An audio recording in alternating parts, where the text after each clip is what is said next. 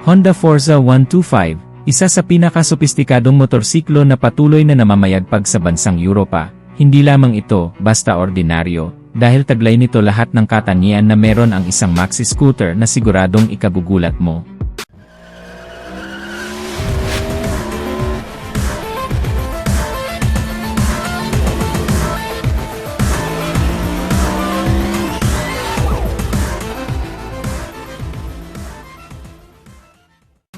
Talagang kahanga-hang ang Honda Forza 125, at sinong mag-akala na 125cc lang ito? Ang makina nito ay 124.9cc, program fuel injected, ESP Plus engine, compression ratio nito ay 11.5:1, naka-liquid cooled, 4 bulbs, 4-stroke, single overhead cam. At ang maximum power nito ay 11 kilowatts at 8,750 RPM with a maximum torque of 12.2 Nm at 6,500 RPM. Kaya naman kahit 125cc lang ito, ay malakas pa rin ang hatak at maximum power nito. Bukod pa dun matipid ito sa gasolina dahil kumukonsumo lang ito ng 42 km per liter na mas practical talaga kung ikukumpara sa matataas na displacement. 11.5 liters ang fuel capacity nito, napakalayo na nang mararating mo dito kung magpapa-full tank ka, at talagang mag-enjoy ka kapag ito ang dalang motor sa long ride, dahil napakalapad ng upuan, kaya hindi basta-basta mangangalay ang likod mo sa mahabang biyahe. Bukod pa doon matutuwid mo pa ang paa mo, dahil sa extended footrest nito, kaya talagang relax na relax ka sa motorsiklong ito. Bukod sa magandang performance at comfort ng motorsiklong ito, hindi rin mawawala ang magagandang safety features nito, naka-dual channel anti-lock braking system, at ito ang isa sa pinakamahalagang safety feature sa lahat. Para sa mga hindi pamilyar sa anti-lock braking system, ang ginagawa nito ay kapag nagbiglang preno ka, smooth pa rin ang magiging tigil mo, kaya sobrang laking tulong nito, lalo na sa mga beginner. Meron din itong Honda Selectable Torque Control na kapartner ng anti-lock braking system. Magandang safety features din ito dahil ma-detect nito kapag hindi nagpapantay ang ikot ng gulong mo. Dahil sa madulas na kalsada kaya pagdating sa mga mababasa, malumot o mabuhanging kalsada, ay safe na safe ka pa rin sa motorsiklong ito.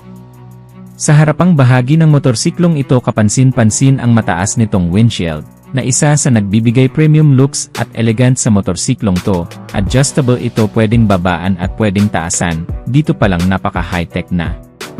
Dito na rin direktang nakalagay ang kanyang side mirror, dito rin nakalagay ang kanyang turn signal lights, kaya kitang-kita talaga tayo sa kalsada. Meron na rin itong built-in hazard lights, kakaiba din ang disenyo ng headlight nito, at bagay na bagay talaga sa kanyang forma, naka-LED ang kanyang headlight kaya maliwanag ito. Kahanga-hanga din ang disenyo ng kanyang DRL o Daytime Running Light, talagang head turner, at ang taillight nito ay malaki at naka-LED din, kaya kitang-kita talaga tayo lalong-lalo na sa gabi. Ang instrument cluster naman nito ay combination ng analog at digital display, very modern ang design at madaling maintindihan. Naka-keyless system na din ito at meron pa itong anti-theft alarm at answer back system.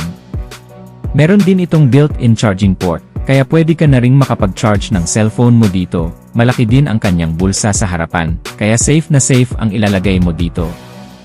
Isa pa sa magandang convenient features ng motorsiklong to ay malaki ang underseat storage nito, kaya naman kasya ang dalawang full-face helmet. Yes, kasya ang dalawang full-face helmet dito, kaya kahit hindi ka na maglagay ng top box ay marami kang mailalagay. Pagdating naman sa gulong nito, sa harapan ay 120/70/15, sa likod naman ay 140/70/14. Malalapad ang kanyang gulong kaya talagang stable ito lalong-lalo na sa cornering.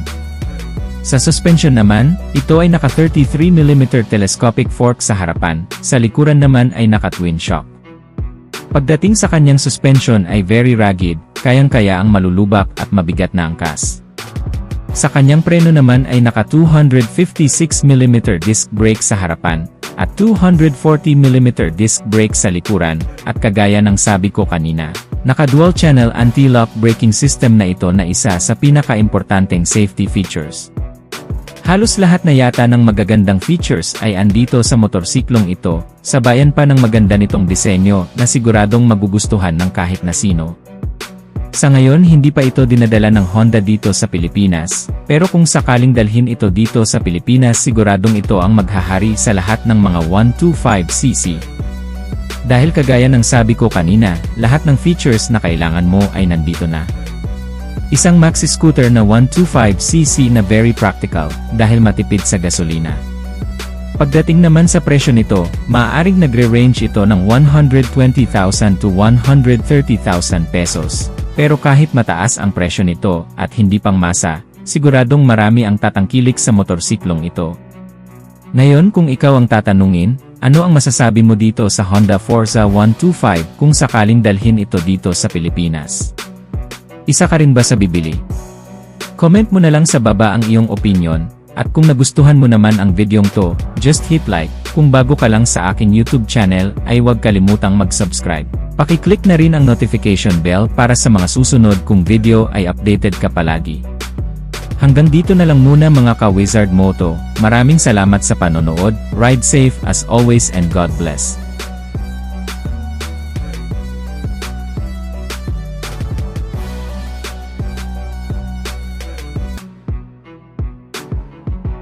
Noong 2015 noong unang nilabas ang Honda Forza 125 sa European market, at as expected ay pumatok agad ang motorsiklong ito kasi syempre Japanese brand, kaya napakaganda talaga ng quality. Yun ang first generation ng Honda Forza 125 sa European market. Dahil sa sobrang pumatok ito at very in demand taong 2018 naman nilabas nila ang second generation ng Honda Forza 125. At noong nakaraang taon lang ay nilabas ulit ang panibagong bersyon nito, na mas pina-high-tech pa ang kanyang features, at mas pinaganda ang looks. Mula noon hanggang ngayon ay tinangkilik na talaga ng taga-Europa ang Honda Forza 125.